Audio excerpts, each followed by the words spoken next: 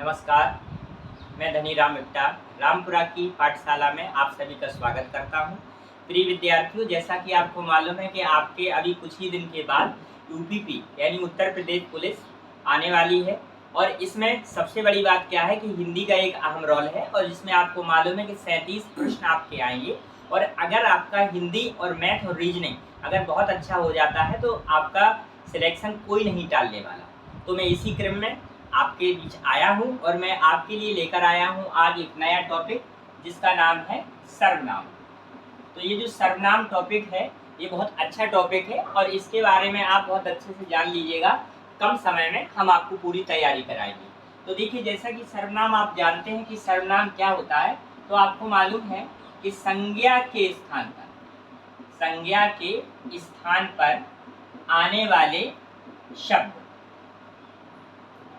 संज्ञा के स्थान पर आने वाले जो शब्द होते हैं वो सर्वनाम कहलाते हैं। अब जब यहाँ पर बात आती है संज्ञा की, तो संज्ञा को जान लेते हैं कि संज्ञा क्या है। देखिए, संज्ञा का मतलब होता है नाम, किसी का भी नाम। नाम से मतलब प्राणी हो गया आपका, वस्तु, स्थान और भाव। ये देखिए, प्राणी, वस्तु, स्थान और ये भाव। तो अगर आपका कोई भी प्राणी है, वस्तु है, स्थान है या भाव है और उसकी जगह पर यानी प्राणी, वस्तु, स्थान और भाव के स्थान पर हम जिसको लाने वाले हैं वो जो शब्द होगा वो होगा आपका सर्वनाम। तो पहले हम जाने सर्वनाम। जैसे मान लीजिए आपने कहा वह, तो देखिए वह कोई ना तो नाम है, ना वस्तु है, ना स्थान है, ना भाव है। आपने लिख दिया वे ना तो प्राणी है, ना वस्तु है, ना स्थान है, ना भाव है। तो ये जो चीजें हैं, ये चीजें आई तो है किसके लिए? नाम के लिए यानी संज्ञा के लिए, लेकिन ये सर्वनाम है क्योंकि ये संज्ञा के स्थान पर है। तो इसके देखिए प्रकार, क्योंकि बकाया चीजें तो आप जानते ही हैं। प्रकार में आइए, सबसे पहले हम प्रकार की बात करते हैं।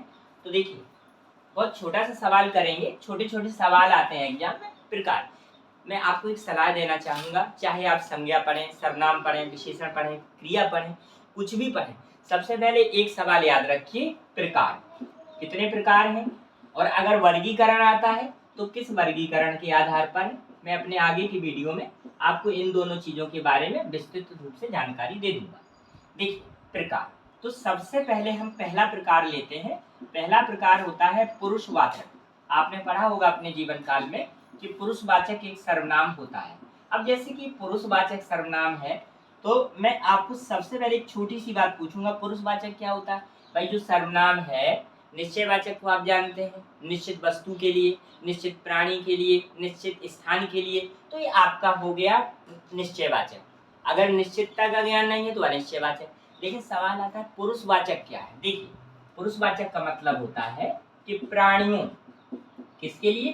प्राणियों के लिए। प्राणियों के लिए जो सर्वनाम प्राणियों के लिए प्रयोग होते हैं वो होते हैं पुरुषवाचक, क्योंकि पुरुष आपको इंग्लिश में भी मालूम है ना, पर्सन ही जुड़ा होता है, पर्सन का मतलब पुरुष होता है। तो यहाँ ये पुरुष है। अब ये जो पुरुष होते हैं कितने प्रकार के होते हैं भैया? पुरुष जो होते हैं वो 3 प्रकार के होते हैं, अच्छे, बुरे, बहुत अच्छे, बहुत बुरे नहीं। ये पुरुष, ये व्याकरण वाले पुरुष होते हैं। तो देखिए, व्याकरण वाले पुरुष में हम लोग सबसे पहले जो चलेंगे वो क्या चलेंगे? उत्तम पुरुष। क्या चलेंगे? उत्तम पुरुष। उत्तम पुरुष चलेंगे भैया। इसके बाद हम लोग क्या करेंगे? मध्यम पुरुष। मध्यम पुरुष। और इसके बाद हम लोग क्या चलेंगे? अन्य पुरुष। अन्य पुरुष। अगर आप लोग अंग्रेजी भी जानते हैं, जानते ही होंगे, उत्तम पुरुष फर्स्ट पर्सन, मध्यम पुरुष सेकंड पर्सन और अन्य पुरुष थर्ड पर्सन। तो देखिए, अब हम आपको बिल्कुल कोई बहुत ज्यादा थ्योरी याद नहीं करानी है क्योंकि समय उतना है नहीं। उत्तम पुरुष का मतलब होता है किसके लिए? खुद के लिए नहीं, ये बात गलत हो जाएगी। खुद के लिए उत्तम पुरुष थोड़े ही होता है। देखिए, उत्तम पुरुष का मतलब होता है सामने वाले प्राणी के लिए। सामने वाले प्राणी के लिए, ठीक है। अब ये मैं बताऊंगा ये बात गलत है या सही है। मैं आपको यहाँ 3 बातें लिखूंगा जो तीनों गलत होंगी या एक दूसरे से मिक्स करेंगी, क्योंकि ये देखना है। देखिए, कंपटीशन की पढ़ाई में बिल्कुल ये नहीं होता कि टीचर ने जो कह दिया वही सत्य है। हम आपकी बुद्धि को भी परखेंगे। हमने लिखा सामने वाले प्राणी के लिए, अब ये आपको भी परखना है कि ये बात सही है कि गलत है। एक हो गया, मैंने इसमें भी लिख दिया तो कहने का हमारा मतलब ये है कि सामने वाले प्राणी के लिए आएगा या नहीं आएगा। तो देखिए, सामने वाले प्राणी के लिए नहीं, बल्कि हम ये लिखेंगे बोलने वाले प्राणी। किसके लिए? बोलने वाले प्राणी के लिए। ये बोलने वाले प्राणी के लिए। मध्यम पुरुष का मतलब होता है सुनने वाले प्राणी के लिए। किसके लिए? सुनने वाले प्राणी के लिए। ये सुनने वाले प्राणी के लिए। अन्यपुरुष का मतलब होता है वह प्राणी जिसके बारे में बात की जाए, जिसके बारे में बात की जाए। देखिए, अब आप देख लीजिए कि उत्तम पुरुष का मतलब होता है बोलने वाला प्राणी। बोलने का मतलब जैसे मैं, आपने अंग्रेजी में भी देखा होगा, I, we, me, my, mine, we, असबर।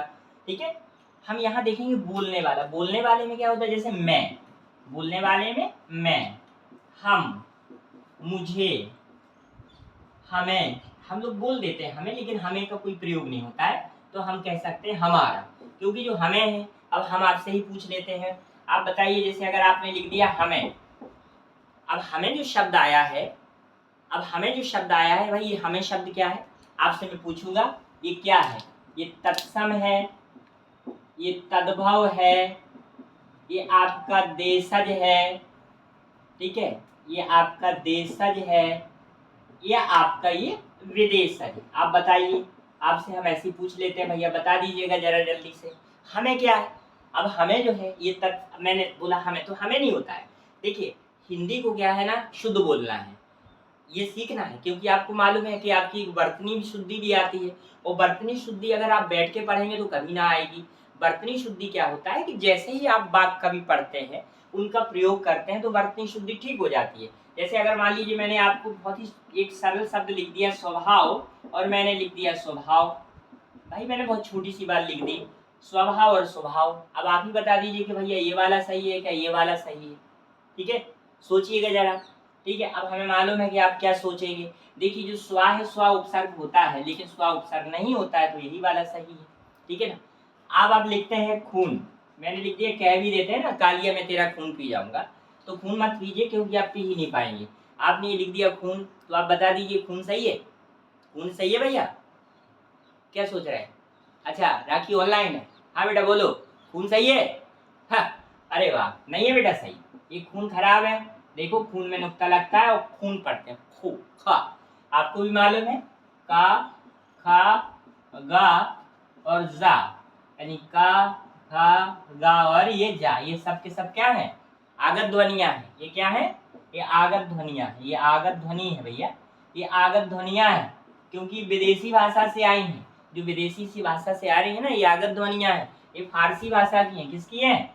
फारसी भाषा की भैया। तो ये सीखना चाहिए, छोटी छोटी चीजें हैं। तो चलिए हम अपने टॉपिक पे रहते हैं, जब ये सब टॉपिक आएंगे तो आपको हम डिटेल में बताएंगे। ठीक है, देखो, बोलने वाला जो होता है, बोलने वाला जो है वो है भैया उत्तम पुरुष, और जो सुनने वाला है वो क्या हो गया? मध्यम पुरुष। अब जैसे आपने बोला तुम, तुम्हारा, है ना, आपका, ठीक है, और ये आप भैया, ऐसा जो बोलते हैं ना आप लोग, है ना, यू, योर, तो ये जो सारी चीजें होती है भैया, ये है मध्यम पुरुष। अब आता है अन्य पुरुष। अन्य पुरुष में वो जिसके बारे में हम बात कर रहे हैं, वह है लड़का, वह है, वे लोग, वे। तो बेटा ये जो चीज होती है ना, वह और वे, ये होता है आपका क्या? अन्य पुरुष। तो प्यारे विद्यार्थियों, हमारे इस सर्वनाम का जो टॉपिक था आज की इस वीडियो में इतना ही। अगले वीडियो देखने के लिए आप चैनल को सब्सक्राइब जरूर कर लीजिएगा। हम सब उपलब्ध रहेंगे बेहतर से बेहतर पाठ्य सामग्री के साथ। नमस्कार।